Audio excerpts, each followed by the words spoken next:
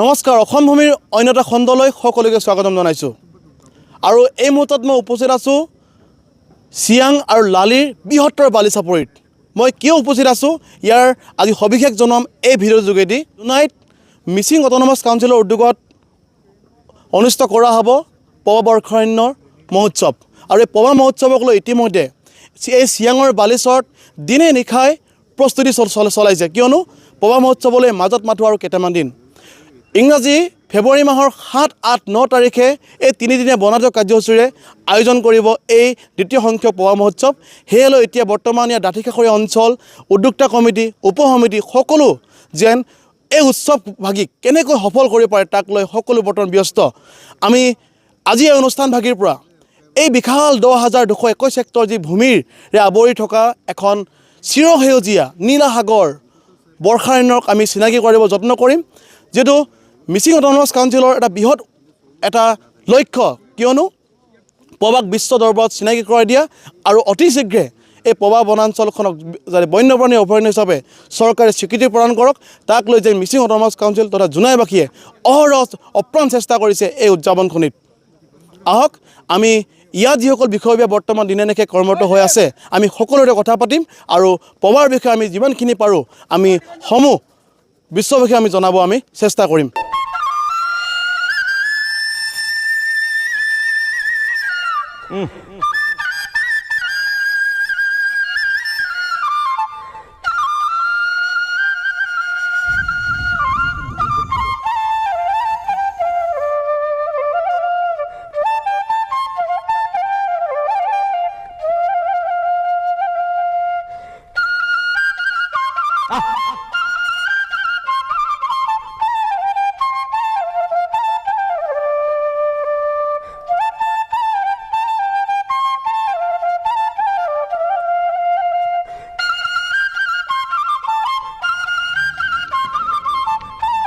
সাধাৰণতে এখন অধিৱেশন বা এখন ফেষ্টিভেল পাতিবলৈ কাৰণে এটা নিৰ্দিষ্ট ভূমি বা এটা ভূমিৰ তালিকা প্ৰস্তুত কৰোঁ ইমান বিঘা, কিন্তু এই পবা মহোৎসৱভাগীত আমি এটা বিশেষ অসমীয়া দেখিব পাব, ইয়াত ভূমিৰ কোনো হিচাপ নাই, কিয়নো চিয়াঙৰ বৃহত্তৰ বালিচৰ লালি নদীৰ বৃহত্তৰ বালিচাপৰিত এই অনুষ্ঠানভাগ আয়োজন কৰিছে।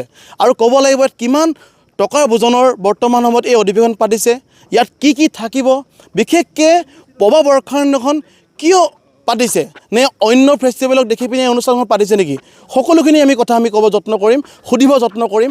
আৰু বিশেষকৈ এই অনুষ্ঠানভাগত কাৰ্যকৰী সভাপতিৰে বিশেষ দায়িত্বত থকা তথা জোনাইৰ এজন বিশিষ্ট ব্যক্তি, প্ৰকৃতিপ্ৰেমী, কবি, লেখক, আমি বিভিন্ন ধৰণৰ নাম দিলেও আমি শেষ নহ'ব, ছাৰ আছে আমাৰ সৈতে। ছাৰ, আমি আপোনাৰ ওচৰলৈ আহিছোঁ। মাজত মাত্ৰ কেইটামান দিন কেনেকৈ আপোনালোকে আৰম্ভ কৰিছিলে আৰু প্ৰস্তুতি কেনেকুৱা হৈছে আমি চমুকৈ জানিব বিচাৰিছোঁ। প্ৰস্তুতি একদম পূৰা যুদ্ধকালীনভাৱে চলি আছে। ৰাইজৰ সহযোগিতা অভিভূত। ৰাইজ যে প্ৰকৃতিক ইমান ভাল পায়, পবাক বিশেষকৈ ইমান ভাল পায়, এই অনুষ্ঠানৰ মাজেদি আমি অনুভৱ কৰিছোঁ। বহুতে হয়তো এই কথা ভুল ধাৰণা এটা ল'ব পাৰে যে পবাৰ নিচিনা অৰণ্য এখনৰ বুকুত কিয় এনেকৈ উৎসৱ এটা আয়োজন কৰিবলৈ গৈছে, কিন্তু আমি এই কথাটো আগতে নিৰ্ধাৰণ কৰিছোঁ যে পবা মূল ভূখণ্ডৰ অকণমান নামনি অংশত বালিচৰত, বিশাল বালিচৰ 100 বিঘা হ'ব চাগে, সেই বালিচৰত আমি কোনো ধৰণৰ উচ্চ প্ৰাবল্যৰ যন্ত্ৰপাতি ব্যৱহাৰ নকৰাকৈ উৎসৱটো আয়োজন কৰিবলৈ আমি চেষ্টা কৰিছোঁ। আৰু ইয়াত আমি এদিন এনেকুৱাও এটা কাৰ্যসূচী হাতত ল'বলৈ প্ৰয়াস কৰিছোঁ, কোনো কথা নক'ব, প্ৰকৃতিক কথা ক'বলৈ দিব। আমি 1 ঘণ্টা সময় নীৰৱে প্ৰকৃতিৰ নীৰৱতা উপলব্ধি কৰিবলৈ 9 তাৰিখৰ দিনাখন ৰাতিপুৱা আমাৰ প্ৰগ্ৰেম এটা আছে। ইয়াৰ ওচৰে পাজৰে থকা দাঁতিকাষৰীয়া গাঁওবিলাকক গাঁওবাসী ইয়াৰ উৎসৱস্থলীত অহা পৰ্যটকসকলে গাঁও পৰিদৰ্শন কৰিব, বিশেষকৈ ৰিগবি, চিলে, মালভোগ, এনেকৈ নাহৰ এই গাঁওখিনি আমি পৰিদৰ্শন কৰিম। সেই গাঁও পৰিদৰ্শনৰ যোগেদি আমি গ্ৰাম্য পৰ্যটনৰ ইয়াত কথাও আমি তেওঁলোকক অৱগত কৰিবলৈ চেষ্টা কৰিম। আৰু পবা যে এই মানুহসকলৰ সহযোগিতা অবিহনে আমি সংৰক্ষণ কৰিব নোৱাৰোঁ, এই কথাও অৱগত কৰিবলৈ যত্ন কৰিম। আৰু সেই মানুহবিলাকক কেনেকৈ হোম ষ্টে যিটো এটা পৰ্যটনৰ এটা কনচেপ্ট আছে, এটা ধাৰণা আছে, সেই ধাৰণাটো ৰাইজক দিবলৈ যত্ন কৰিম, যাতে পবা অভয়াৰণ্য হোৱাৰ লগে লগে ইয়ালৈ অহা শ পৰ্যটক, সেই পৰ্যটকবিলাকে যাতে বহন কম মানে প্ৰকৃতিও থাকিব, অৰ্থনৈতিকভাৱে মানুহখিনিও স্বাৱলম্বী হ'ব। সেই কথাটো আমি ইয়াত উদযাপন কমিটিয়ে বিশেষজ্ঞ মাতি আনিছোঁ। বিশেষজ্ঞসকলক আমি চেমিনাৰ পাতি বুজাবলৈ যত্ন কৰিম, গাঁৱৰ মাজে মাজে পৰিভ্ৰমণ কৰিম। আৰু মই আপোনালোকক অৱগত কৰিবলৈ ভাল পাম, এতিয়া এই পবা অঞ্চলটো হৈছে চিয়াং, লোহিত, দিবাং এই তিনিখন নদীৰ সংগমস্থল। ইয়াৰ পৰাই ব্ৰহ্মপুত্ৰ ভৈয়াম যাত্ৰা আৰম্ভ কৰিছে।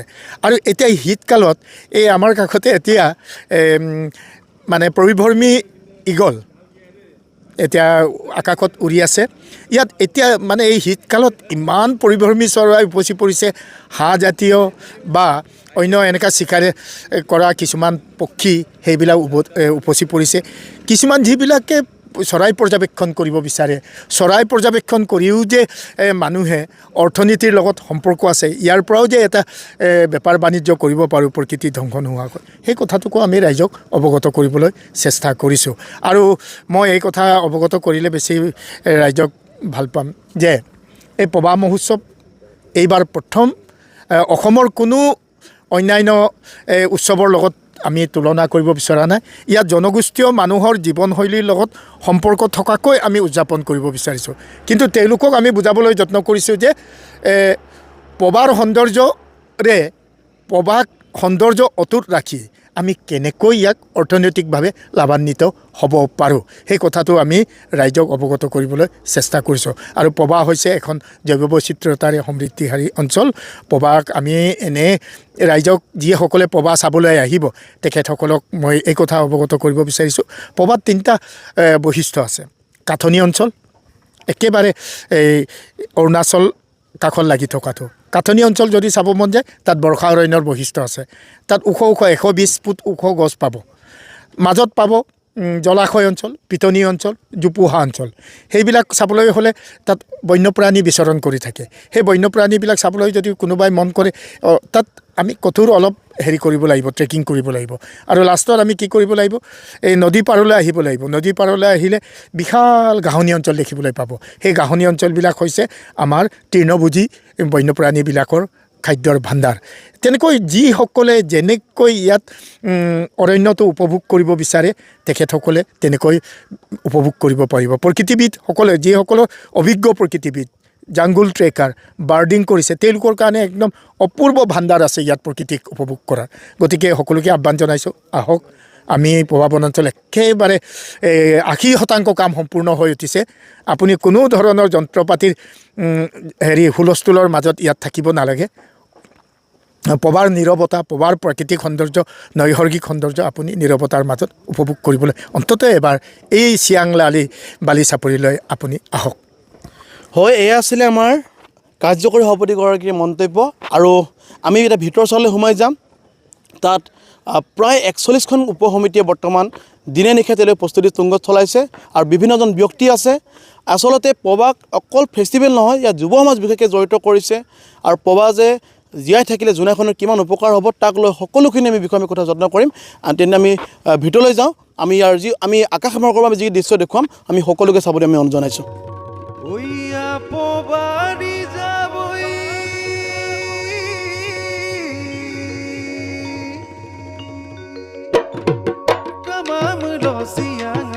জনাই বিদায় বিয়ুত বমেছো পবাৰি যাব কামাম লচিয়াং আছে জনাই বিদায় বিয়ুত বমেছো গেজু গেৰন আমোস মই কাম্পনে লেন সুলিকি আৰিয়ুত বমেছো পবাদাস ৰুক সয়ুলাং পাকম্ব দঙ্গল কাব্ৰঙ্গ তোৰ নাম সা অলুংক মা পবাদে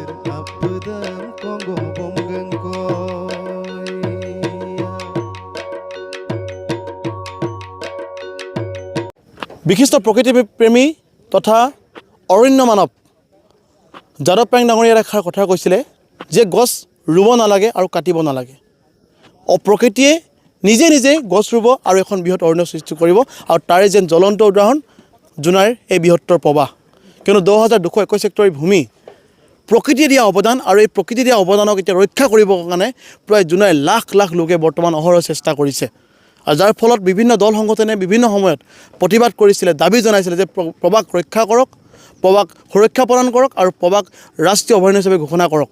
আৰু তাৰ যেন বৰ্তমান সময়ত এই অন্তিম পৰ্যায়ত পাইছে বুলি ক'লেও আমি বেয়া নহ'ব, কিয়নো বৰ্তমান অসম চৰকাৰ ইতিমধ্যে বৰ্তমানৰ মুখ্যমন্ত্ৰীগৰাকীয়ে সামাজিক মাধ্যমত ইয়াক স্বীকাৰ কৰিছে বুলি তেখেতে সামাজিক মাধ্যমত এটা প'ষ্ট কৰা আমাৰ পৰিলক্ষিত হৈছিলে। আমাৰ সৈতে উপস্থিত আছে জ্যেষ্ঠ সাংবাদিক জোনাৰ প্ৰফুল্ল কামান ডাঙৰীয়া। তাৰ আমি আপোনাৰ ওচৰলৈ আহিলোঁ। নমস্কাৰ। আপুনি বিভিন্ন সময়ত পবাক লৈ আপুনি আৰ্টিকল লিখিছে, বাতৰি প্ৰেৰণ কৰিছে, বহুত আপুনি লিখিছে, যিহেতু আপুনি এজন জ্যেষ্ঠ সাংবাদিক। বৰ্তমান পবাই আজিৰ তাৰিখলৈ যিখিনি পাব লাগিছিলে আজিও চাগে হয়তো সকলোখিনি পোৱা নাই, বা পবাক লৈ আপোনালোকে যিবোৰ চিন্তাধাৰা কৰিছিলে অকণমান আজি ৰাজহুৱাকৈ ক'বলৈ অনুৰোধ জনালোঁ। এইটো আচলতে এই সংগ্ৰামটো আমাৰ 2000ৰ পৰাই আৰম্ভ হৈছে। বিভিন্ন দল সংগঠনে সময়ে সময়ে বন মন্ত্ৰীক আৰু কৰ্তৃপক্ষক দাবী জনাই আহিছে। তেখেতলোকে কৈছে যে এই বনাঞ্চলখন ৰক্ষা কৰিবলৈ হ'লে ইয়াক ৱাইল্ড লাইফ চেংচুৰী ষ্টেটাছ দিয়াটো দৰকাৰ। এইমতে ৰাইজৰ দাবীক সঁহাৰি জনাই যোৱা বছৰ আগষ্ট মাহতে আমাৰ ইয়াৰ লোকেল MLA ভুৱন পেগু ডাঙৰীয়াই সদনত উত্থাপন কৰিছে। এইটো আমি গম পাইছোঁ যে অসম চৰকাৰে ইতিমধ্যে এটা গ্ৰীণ ছিগনেল দিছে। এতিয়া এই কথাখিনি মানুহক মবিলাইজ কৰিবৰ কাৰণে বিভিন্ন দল সংগঠনে মাজে মাজে ইয়াত প্ৰগ্ৰাম কৰে। এইবাৰ মিচিং স্বায়ত্তশাসিত পৰিষদৰ উদ্যোগত এটা 3দিনীয়া পবা মহোৎসৱ, এইটো 2nd addition of Poba festival. আমি আশাবাদী, আমি দেখিছোঁ ইয়াত যথেষ্ট মানুহে কাম কৰি আছে, ইনভলভমেণ্ট আছে, বহুত ছাব কমিটি আছে, তেওঁলোকে দিনে নিশাই কষ্ট কৰি আছে। কৈছে যে বিভিন্ন ঠাইৰ পৰা টুৰিষ্ট আহিব, ডমেষ্টিক টুৰিষ্ট আহিব, ফৰেইন টুৰিষ্ট আহিব ইয়াতে। তেওঁলোকে এটা কথা বুজি পাব যে ইয়াৰ লোকেল মানুহখিনিয়ে অৰণ্যখন সংৰক্ষণৰ কাৰণে, ইয়াৰ বায়'ডাইভাৰ্চিটি কনজাৰ্ভেশ্যনৰ কাৰণে কাম কৰি আছে। গতিকে মই আশাবাদী এই মেছেজটোৱে নিশ্চয় আমাৰ কৰ্তৃপক্ষক অলপ হ'লেও এটেনশ্যন ড্ৰ কৰিব আৰু অনাগত দিনত আমাৰ দাবীখিনি ফুলফিল হ'ব বুলি মই আশা কৰিছোঁ। হয়, এয়া আছিলে আমাৰ জোনাৰ জ্যেষ্ঠ সাংবাদিকজনৰ মন্তব্য। আমাৰ সৈতে বৰ্তমান সময়ত অৱসৰপ্ৰাপ্ত এজন শিক্ষক আৰু তথা এসময়ত জোনাইখনৰ এজন জ্যেষ্ঠ সাংবাদিক। ছাৰ, আমি আপোনাৰ ওচৰলৈ আহিলোঁ। আপুনি যথেষ্ট পবাক লৈ আপোনালোকে আগতে আপুনি আৰ্টিকল লিখিছে বা বাতৰি প্ৰেৰণ কৰিছিলে, যদিও শেহতীয়াকৈ বৰ্তমান অসম চৰকাৰৰ গ্ৰীণ ছিগনেল আহিছে, ক'ৰবাত বাৰু পবাই অকণমান পলম হোৱা নাই বাৰু এই সন্মান পাবৰ কাৰণে? লৈ গ'লে মানে পবাৰ যিটো স্বাভিমান, জোনাইবাসীৰ এটা স্বাভিমান, ঐতিহাসিক স্বাভিমান, এই স্বাভিমান আমি ধেমাজি জিলাৰ একমাত্ৰ বৰ্ষাৰণ্য হিচাপেও আমি মানে সকলোৰে আছে। আমি এই উৎসৱৰ লগত আমিও জড়িত হৈছোঁ, মানে সক্ৰিয়ভাৱে নহ'লেও বিভিন্ন মানে ইয়াৰ কাৰ্যসূচীৰ লগত। বিশেষকৈ আলোচনা চক্ৰ আয়োজন কৰা হৈছে। আলোচনা চক্ৰৰ মুখ্য সহায়ক হিচাপে আমি ইতিমধ্যে আমি কেইবাগৰাকী বিশিষ্ট প্ৰকৃতিবিদ অসমৰ বিভিন্ন জিলাৰ পৰা নিমন্ত্ৰণ কৰা হৈছে। এটাই মূল কথা হ'ল, এইটো মেছেজ এটা মানে ৰাইজৰ লগতে ছাত্ৰ ছাত্ৰী নতুন নৱপ্ৰজন্মলৈ এটা যাওক, যাতে এই অভয়াৰণ্যখন, প্ৰস্তাৱিত অভয়াৰণ্যখন সংৰক্ষিত হৈ থাকে আৰু ইয়াৰ লগত জীৱন জীৱিকাৰ কাষৰীয়া অঞ্চলৰ মানুহৰ এটা সুদীৰ্ঘ মানে সময় জড়িত হৈ আছে। সেই মানুহখিনিকো যাতে সজাগ হয়, আমাৰ এই মানে সংৰক্ষিত বনাঞ্চলখন উন্নীত হওক। আৰু যি ইতিমধ্যে আপোনালোকে সকলোৱে গম পাইছে, বিভাগীয় বিশেষকৈ বন বিভাগ আৰু মানে অসম চৰকাৰে যাৱতীয় ব্যৱস্থা গ্ৰহণ কৰিছে। আৰু ইয়াত যাতে এই উৎসৱৰ থলীত মানে আমাৰ ফালৰ পৰা মই এইটোৱেই ভাবোঁ, যাতে উৎসৱৰ লগতে যাৰ উৎসৱৰ পাছত যাতে ইয়াত আকৌ এটা অন্য ধৰণৰ এটা পলিউশ্যন বা এনেকুৱা ধৰণৰ প্ৰদূষণ পৰিৱেশ সৃষ্টি নহয়, যাতে ইয়াত যিখিনি ব্যৱহাৰযোগ্য মানে বায়'ডিগ্ৰেডেবল মানে বস্তু আছে সেইবিলাকহে পৰাপক্ষত ৰাইজে ব্যৱহাৰ কৰিব লাগে। প্লাষ্টিক জাতীয় বস্তু যাতে বৰ্জন কৰিব লাগে।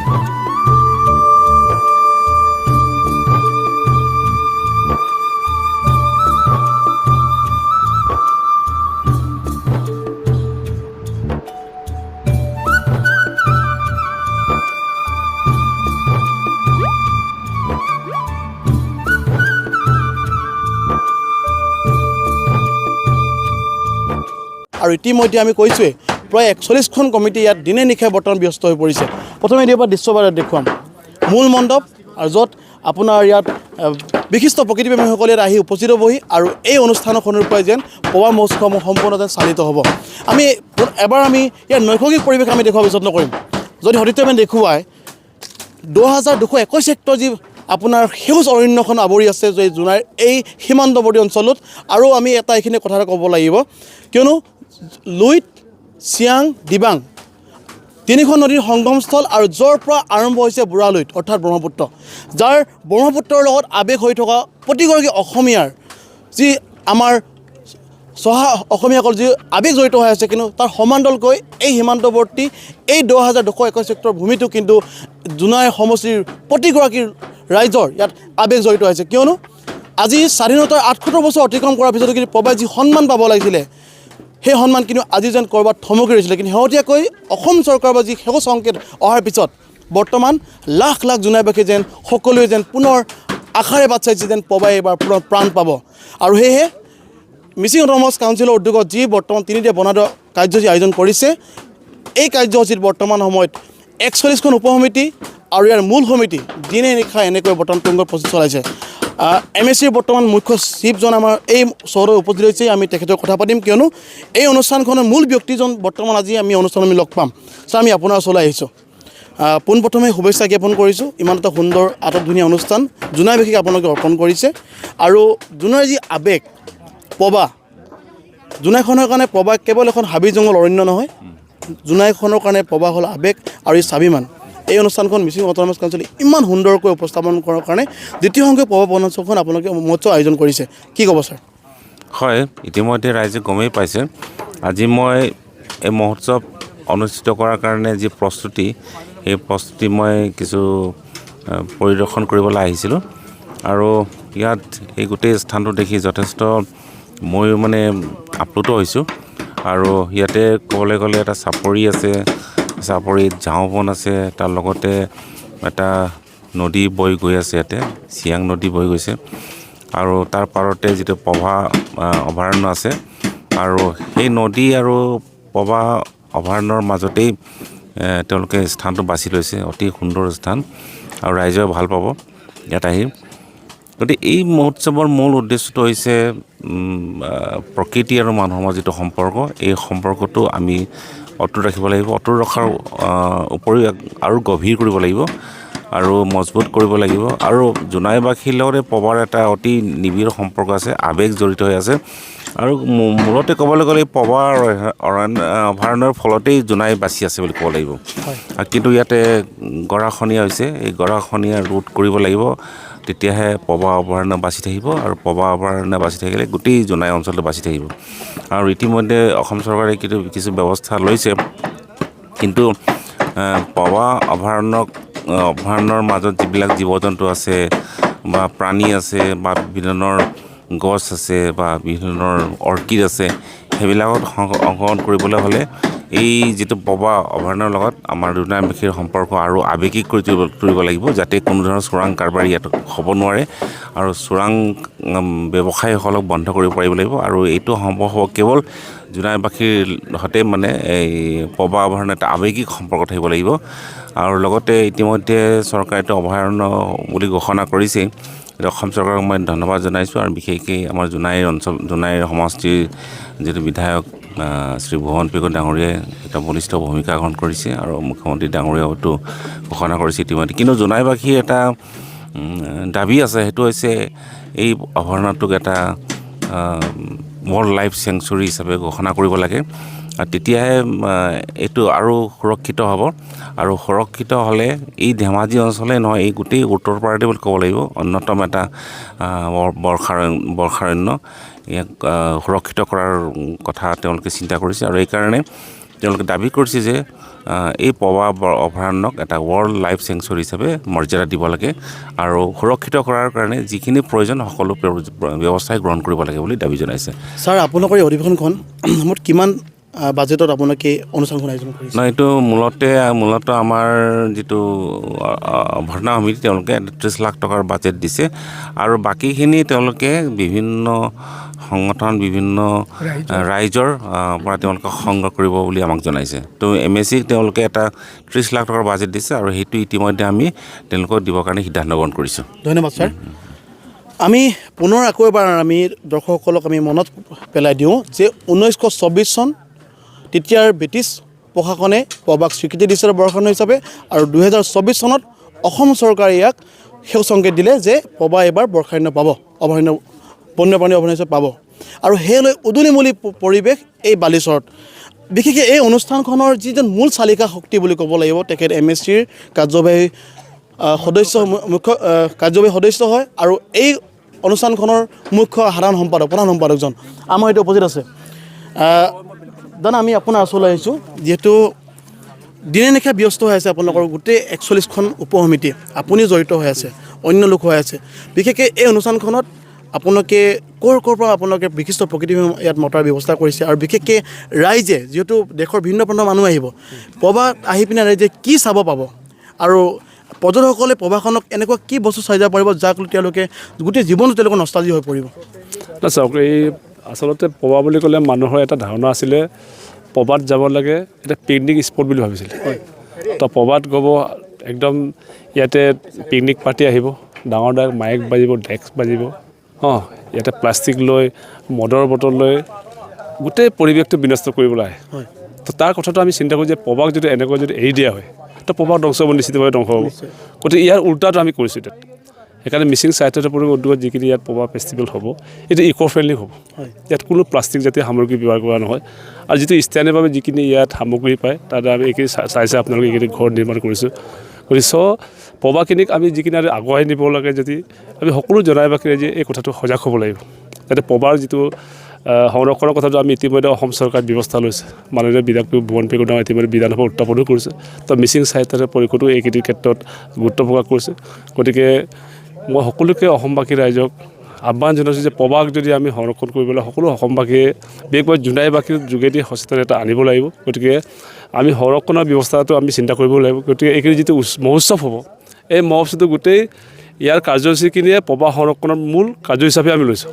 ইয়াতে বিভিন্ন ধৰণৰ চেমিনাৰ হ'ব, বিশেষকৈ ছাত্ৰ ছাত্ৰীসকলৰ কাৰণে আমি ইয়াত বিশেষভাৱে ইয়াত আলোচনা চক্ৰ অনুষ্ঠিত হ'ব, যাতে পবাক কেনেকৈ সংৰক্ষণ কৰিব পাৰে ইয়াক আৰু কেনেকৈ ইয়াক সংৰক্ষণ কৰিব লাগে আৰু লালি নদী যাতে কহনীয়া প্ৰতিৰোধ কৰিব লাগে, সেই গোটেই কথাখিনি আমি ছাত্ৰ ছাত্ৰীক বিশেষভাৱে আমি সেই কথাখিনি জনাব লাগিব। সেইকাৰণে এই অনুষ্ঠানটো ইয়াতে আমি আহ্বান কৰিছোঁ।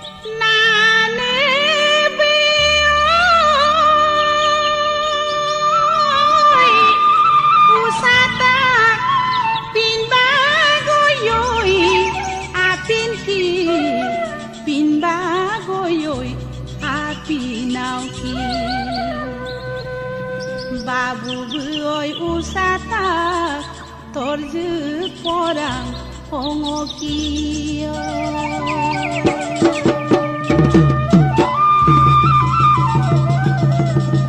আমি ইতিমধ্যে বিভিন্নজন ব্যক্তিৰ লগত কথা পাতিলোঁ আৰু সকলোৰে এটাই মত যে পবা অভয়াৰণ্যখনক যিমান সোনকালে পাৰে বন্যপ্ৰাণী অভয়াৰণ্য হিচাপে স্বীকৃতি দিয়ক চৰকাৰখনে। আৰু এই বিশাল জনমত গঠন কৰাৰ যি বৃহৎ উদ্দেশ্য MSCৰ, তাৰ কিন্তু এই বিশেষ ভূমিকাত মিচিং জনগোষ্ঠীটোৰ শক্তিশালী সংগঠন TMPKৰ আৰু TMPKৰ বিষয়ববীয়াসকলে কিন্তু ইয়াত প্ৰতিটো দিনে নিশাই তেওঁলোকে অহৰহ কষ্ট কৰিছে। তেওঁলোকৰ প্ৰতিজন সেনা ইয়াত প্ৰতিজন সদস্যই ইয়াত কপালৰ ঘাম মাটিত পেলাই তেওঁলোকে কাম কৰিছে যে কেনেকৈ এই অনুষ্ঠানখন সফল কৰিব পৰা যায়। TMPKৰ বিষয়ববীয়াসকল আছে আৰু ক'ব লাগিব TMPKৰ যি তেওঁলোকৰ এক বৃহৎ কণ্ঠ, যাৰ ফলত বৰ্তমান সময়ত এই পবাৰ যি অগ্ৰগতি এই মুহূৰ্তত যেন আমি TMPKক আমি কোনো নচ্ছাত ক'ব নোৱাৰোঁ, নুই ক'ব নোৱাৰোঁ। TMPKৰ ভূমিকা আমি সকলোৱে শলাগ ল'ব লাগিবই। আমি আপোনাৰ ওচৰলৈ অকণমান আহিছোঁ। আপোনাৰ যি টাকা মিচিং পৰিং কেবাং সমগ্ৰ TMPKৰ প্ৰতিজন সদস্যই বৰ্তমান ইয়াত দিনে নিশাই আপোনালোকে কষ্ট কৰি আছে, আপোনালোকে এতিয়াও বৰ্তমান কাম কৰিছে। চমুকৈ এতিয়া সকলোৱে এটাই কথা কৈছে যে পবাখনক যিমান সোনকালে পাৰে অভয়াৰণ্য হিচাপে ঘোষণা কৰক।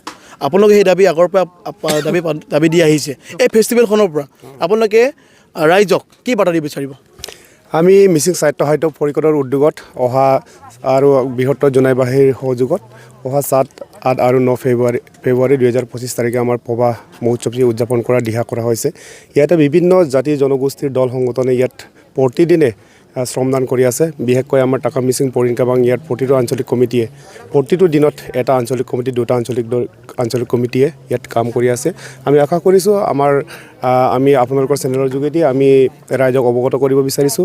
আপোনালোকে আহক, অহা 7 আৰু 8 তাৰিখে আমাৰ বিভিন্ন কাৰ্যসূচী ইয়াত লৈ কিনি কৰিছে। যিহেতু জংগল ট্ৰেকিং আছে, আমাৰ ফুড ফেষ্টিভেল আছে, আমাৰ এইটো গ্ৰাম্য ক্ৰীড়া আছে আৰু এডুকেশ্যন কনক্লেভ আছে ছাত্ৰ ছাত্ৰীসকলৰ কাৰণে, আৰু কবিতা আবৃত্তি, এনেকুৱা বহুত ধৰণৰ আমি এজেণ্ডা লৈ কিনে এই মহোৎসৱটি পালন কৰা হৈছে। যিহেতু আমি এই প্ৰবাহখনক আগলৈ যিমান পাৰে আগবঢ়াবলৈ আমি চেষ্টা কৰি আছোঁ। ইয়াতে ইতিমধ্যে অসম চৰকাৰে আমাক এইটো বন্যপ্ৰাণী কি বুলি কয় এইটো অভয়াৰণ্য হিচাপে ইতিমধ্যে প্ৰস্তাৱ লোৱা হৈছে। আমি অসম চৰকাৰকে ইয়াৰ আপোনালোকৰ চেনেলৰ যোগেদি ধন্যবাদ দিব বিচাৰিছোঁ, কাৰণ আমাৰ প্ৰবাহখন থাকিলে আমাৰ জোনাই থাকিব, জোনাই থাকিলে অসম থাকিব। এই কাৰণে আমি ৰাইজক যিমান পাৰে সহযোগ কৰিবৰ বাবে আহ্বান জনাইছোঁ। ধন্যবাদ। বিশেষ অনুষ্ঠানটো আৰম্ভণিৰ পৰা আমাক সহায় কৰা আৰু বিশেষকৈ টাকা মিচিং পৰিংকাবাং জোনাই জিলা সমিতিৰ এজন সক্ৰিয় সদস্য ঋতুপৰ্ণ, অকণ আমি আপোনাক আগুৱাই মাতিছোঁ। আপুনি অনুষ্ঠানটো আৰম্ভণিৰ পৰা আছে। আপুনি বিভিন্ন সময়ত জোনাই আঞ্চলিক যেতিয়া টিএমপিকে আপুনি কাম কৰিছিলে, এই অনুষ্ঠানখনে আপোনালোকে বিভিন্ন পদক্ষেপ লৈছে।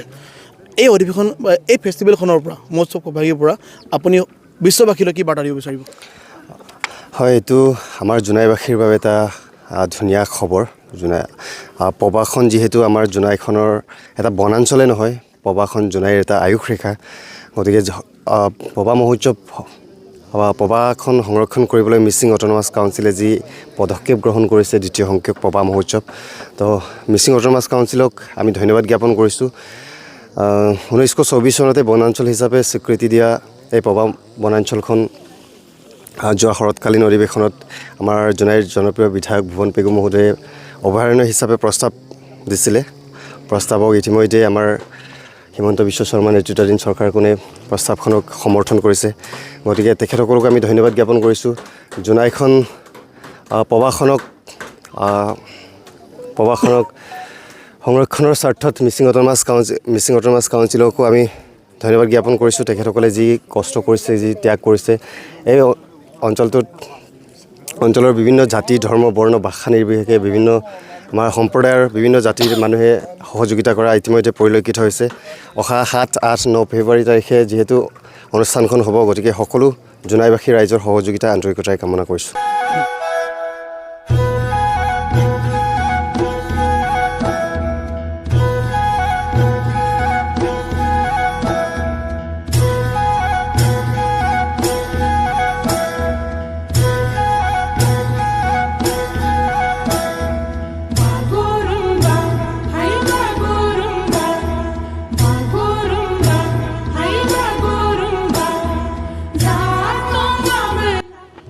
আগষ্ট 2024 চনৰ 30 আগষ্ট দিনটো সকলো অসমবাসীৰ কাৰণে এটা ইতিহাসৰ পাতলিপিত স্বৰ্ণ আখৰ লিখিব, কিয়নো 30 আগষ্ট দিনাখন বিধায়ক ভুৱন পেগুৱে বিধানসভাত যেতিয়া উদাত্ত কণ্ঠৰে প্ৰবাৰ বৰ্ষাৰণ্যক ৰাষ্ট্ৰীয় অভয়াৰণ্য হিচাপে ঘোষণা কৰাৰ কাৰণে তেখেতে যি প্ৰস্তাৱ ৰাখিছিলে, আৰু সেই প্ৰস্তাৱক অসমৰ বনমন্ত্ৰী, মুখ্যমন্ত্ৰীয়ে যেতিয়া সেউজ সংকেত দিলে, তাৰ পৰাই যেন বৰ্তমান জোনাইত সমষ্টিত বা জোনাইৰ লাখ লাখ জনগণৰ ঘৰে ঘৰে বৰ্তমান এক আনন্দৰ বন্যা বৈছে। এইকাৰণে বন্যা বৈছে কিয়নো জোনাইৰ কাৰণে আৱেগস্বৰূপে প্ৰবাহ বৰ্ষাৰণ্যই নতুন এটা পৰিচয় পাব, য'ত ইয়াৰ প্ৰবাৰ গছ গছনি সুৰক্ষিত হ'ব, বন্যপ্ৰাণী সুৰক্ষিত হ'ব, ইয়াৰ ভূমি সুৰক্ষিত হ'ব, লগতে সুৰক্ষিত হ'ব ধেমাজি জিলাখন আৰু জোনাই সমজিলাৰ প্ৰতি ঘৰ লোক সুৰক্ষিত হ'ব। আৰু সেয়েহে এইবেলি যি দ্বিতীয় সংখ্যক প্ৰবাহ মহোৎসৱ আয়োজন কৰিছে, আমি পুনৰবাৰ কৈছোঁ 41 খনতকৈ অধিক উপ সমিতিয়ে বৰ্তমানে দিনে নিশাৰ প্ৰস্তুতিৰ কাৰণে তুংগত কাম কৰিছে, আৰু ইয়াৰ দাঁতিকাষৰ যিসকল ৰাইজ সকলো দলে বলে ওলাই আহিছে, কিয়নো উৎসৱভাগী যাতে সফল হয়। আমাৰ সৈতে বিধায়কগৰাকী আছে, আমি কথা পাতিব যত্ন কৰিম। আমি পুনৰবাৰ ক'লোঁ, সেই 30 আগষ্টৰ আমি কথাটো আমি উল্লেখ কৰিম। ছাৰ, 30 আগষ্ট 2024 এই দিনটো অসমৰ প্ৰতিগৰাকী লোক, প্ৰতিগৰাকী প্ৰকৃতিপ্ৰেমী, যোনে অৰণ্যক ভাল পায়, জীৱ জন্তুক ভাল পায়, সকলোৱে যে নিজৰ নিজৰ অন্তৰত আপোনাৰ ভাষণটো স্থানত বহাই লৈছে।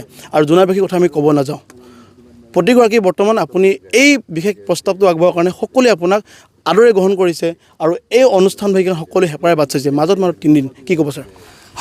আমিও বহুত হেঁপাৰে বাট চাই আছোঁ, আৰু সঁচা অৰ্থত চাবলৈ গ'লে এনেকুৱা eco' friendly, environment friendly, wildlife friendly, এনেকৈ আৰু মানুহ আৰু বেলেগ জীৱ জন্তু প্ৰকৃতি কেনেকৈ একেলগে কোএক্সিষ্ট কৰিব লাগে, এনেকুৱা ধৰণৰ থিম লৈ ফেষ্টিভেল খুব কম হয় আজিকালি যিমান ফেষ্টিভেল হয় মিউজিক ফেষ্টিভেলৰ পেটাৰ্ণতে হয় আৰু মই এইকাৰণে মিচিং অট'নমাছ কাউন্সিল আৰু জোনাই যিখিনি প্ৰকৃতি প্ৰেমী আৰু জোনাই সচেতন নাগৰিক মই সকলোকে ধন্যবাদ জ্ঞাপন কৰিছোঁ এটা সুযোগ আমাৰ অসমৰ ৰাইজক এটা সুযোগ দিছে এটা ইক' ফ্ৰেণ্ডলি চাবলৈ গ'লে এটা এনভাইৰনমেণ্ট ফ্ৰেণ্ডলি আজিৰ গ্ল'বেল আপোনাৰ যোনটো ক্লাইমেট চেঞ্জৰ যুগত গ্ল'বেল ৱাৰ্মিঙৰ যুগত কিমান প্ৰয়োজন এটা নিজৰ আমাৰ যিখিনি সম্পদ আছে প্ৰাকৃতিক সম্পদ আছে বচাই ৰখাৰ কাৰণে যিখিনি জীৱ জন্তু আছে সিহঁতক এটা নতুন দৃষ্টিভংগীৰে চোৱাৰ কাৰণে এটা নতুন প্ৰজন্মক শিকোৱাৰ এটা ক্লাছৰুম লাগে লিভিং ক্লাছৰুম লাগে আমি ভাবিছোঁ পবা মহোৎসৱ এইটো প্ৰত্যেক বছৰে এটা লিভিং ক্লাছৰুম হওক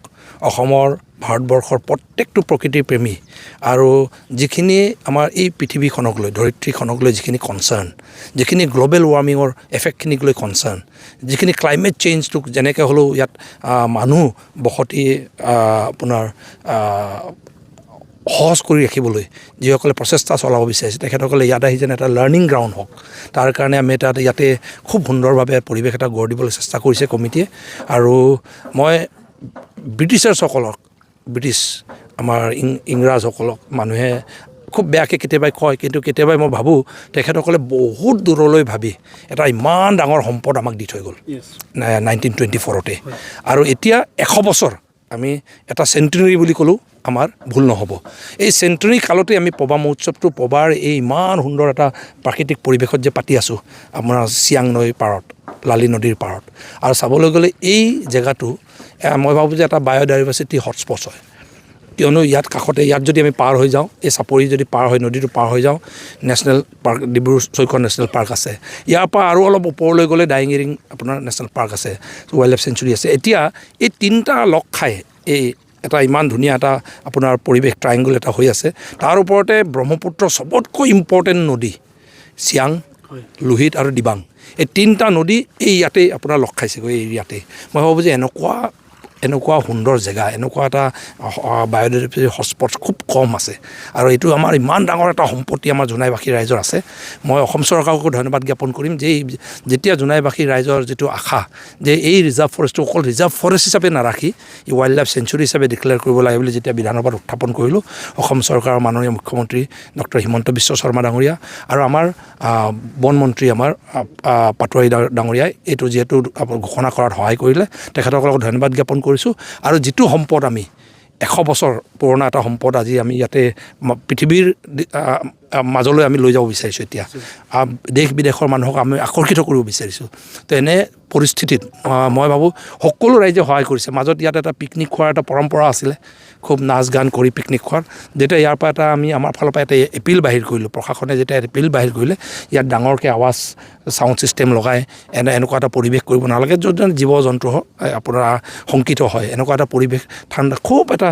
প্ৰাকৃতিক পৰিৱেশত যেন মানুহে ইয়াত উপভোগ কৰিব পৰাকৈ পৰিৱেশটো গঢ় দিব লাগে মই যিদিনা নটিছ আউট হৈছে তাৰ পাছত খুব এটা লক্ষ্য কৰিব জনগণে সহযোগ কৰিছে পিপুলছ পাৰ্টিচিপেশ্যন চিভিল ছ'চাইটিয়ে তাৰমানে এইটো সহযোগ কৰিছে আৰু মই ইয়াৰ সকলো ৰাইজ আজি এমাহ ডেৰমাহ ধৰি যিসকলে লাগি আছে নেৰা নেপেৰাকৈ লাগি আছে সকলোকে মই ধন্যবাদ জ্ঞাপন কৰিছোঁ আৰু মই আজি আহ্বান জনাইছোঁ সকলোৱে আহক ইয়াত আহিলে মনটো ভাল লাগি যায় এতিয়া আমি বিশেষকৈ ৰাজনীতি কৰা মানুহ দিনে ৰাতি প্ৰেছাৰত থকা মানুহ জনগণৰ সমস্যাক লৈ কি কৰিম কি নকৰিম কিন্তু ইয়াত অহাৰ পাছত আকৌ আৰু এমাহ প্ৰেছাৰ ল'ব পৰা হৈ যায় এদিন আহিলে তো এনেকুৱা এটা পৰিৱেশ ইমান সুন্দৰ পৰিৱেশ আৰু ইয়াত আমি এথেনিক যিখিনি ফুড আছে এথেনিক যি আমি বিশেষকৈ ট্ৰাইবেল ফুডখিনি এথেনিক ফুডখিনি যিখিনি আছে সেইটো সদায় নেচাৰৰ লগত আমি প্ৰকৃতিৰ লগত আমাৰ যেনে পাতত ভাতটো খাওঁ বাকী যিখিনি চব্জি ব্যৱহাৰ কৰোঁ আমাৰ জংঘলৰে আমি হাৰ্বছ ব্যৱহাৰ কৰোঁ এনেকুৱা খাদ্যবোৰ ইয়াত প্ৰদৰ্শন হ'ব মানুহে আহক আৰু আমি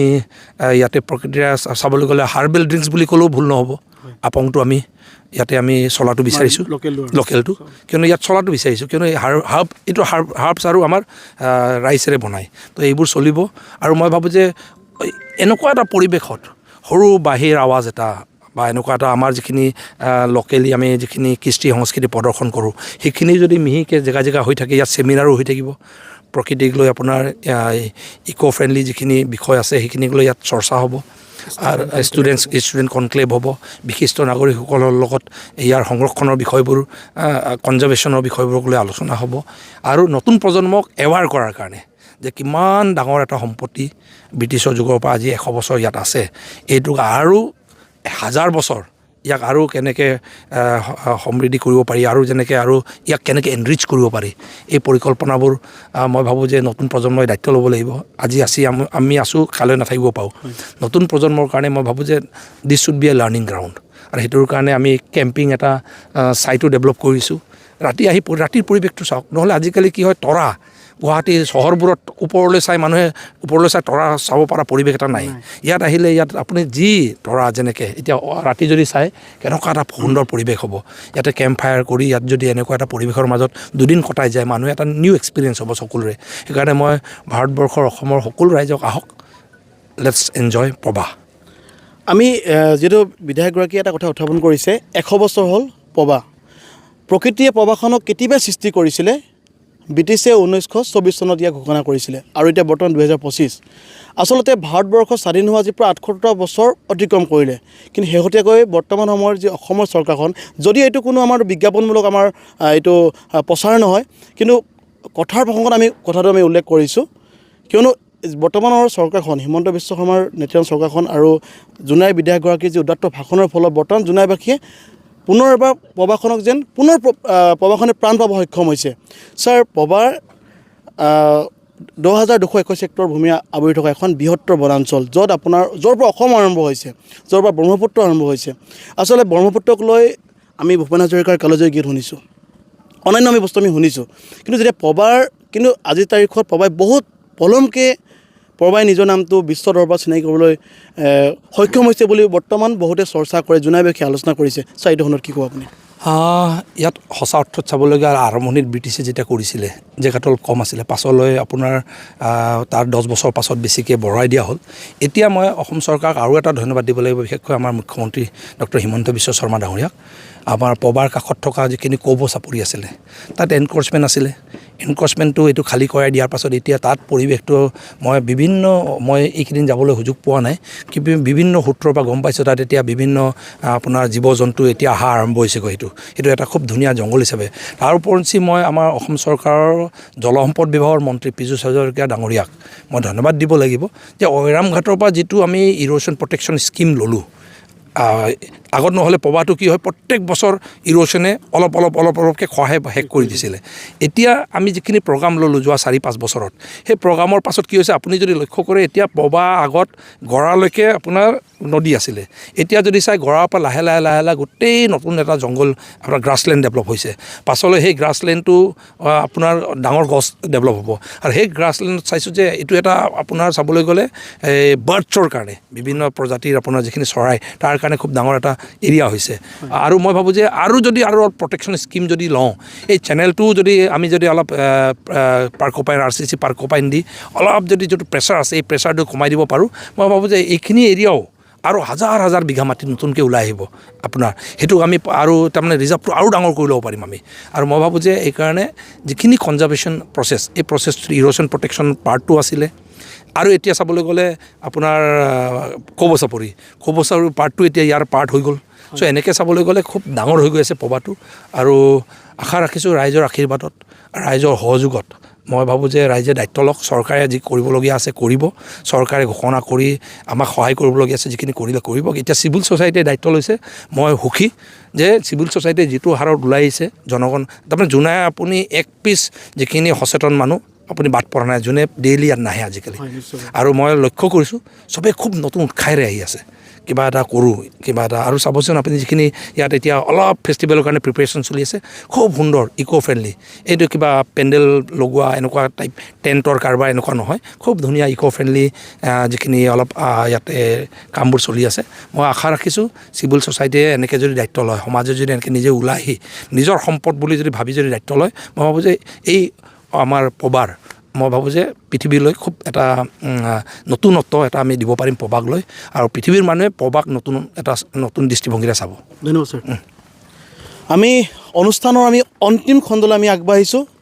ইতিমধ্যে পবাক সকলোৱে কাগজে কিতাপে আপোনালোকে পাইছিলে পবা এখন যে বৰ্ষাৰণ্য পবাত 10,221 হেক্টৰ মাটি আছে ধেমাজি জিলাখনৰ 9খন অভয়াৰণ্যৰ ভিতৰত মাত্ৰ এখনেই মাত্ৰ বৰ্তমান বনাঞ্চল বাছি আছে আমি ইত্যাদি আমি কথা আমি কিতাপে পত্ৰ পঢ়িব পাইছোঁ বা আমি পঢ়ি আহিছোঁ বৰ্তমান কিন্তু শেহতীয়াকৈ স্থানীয় বিধায়ক ইয়াৰ জনগণ MAC বা ইয়াৰ প্ৰকৃতিপ্ৰেমীসকলে যি পদক্ষেপ লৈছে ই এক ইতিবাচক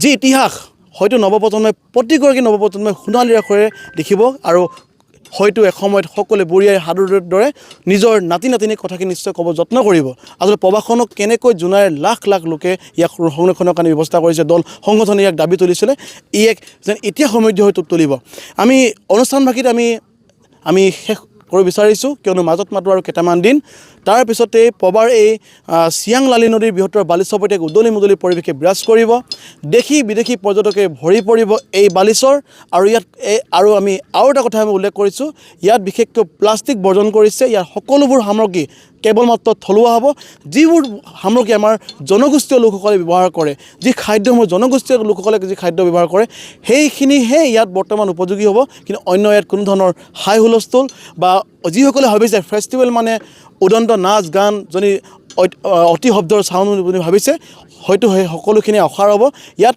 সকলোখিনি হ'ব মাত্ৰ ইয়াত শৈক্ষিকতাৰ দিশত খোজকাঢ়িব পৰা এখন ছবি আপুনি দেখি পাব ইয়াত প্ৰকৃতিক কেনেকৈ ৰক্ষা কৰে প্ৰকৃতিৰ কথা কোৱা মানুহ আহিব প্ৰকৃতিক ভাল পোৱা মানুহ আহিব কবিতা গাই ভাল পোৱা মানুহ আহিব আৰু যিসকল ব্যক্তি ইয়ালৈ আহিব নিশ্চয় আমি 7, 8 আৰু 9 তাৰিখে আমি সকলোকে দেখাৰ যত্ন কৰিম আৰু আমি অসম ভূমিৰ এই ফেচবুক আৰু ইউটিউব পেজৰ জৰিয়তে আমি সকলো ৰাজ্যলৈ আমি আপোনালোকক নিমন্ত্ৰণ জনাইছোঁ সকলোৱে এবাৰ পবালৈ আহক আৰু এই চিৰসেউজ পেবাৰ যি নান্দনিক দৃশ্য সকলোৱে উপভোগ কৰক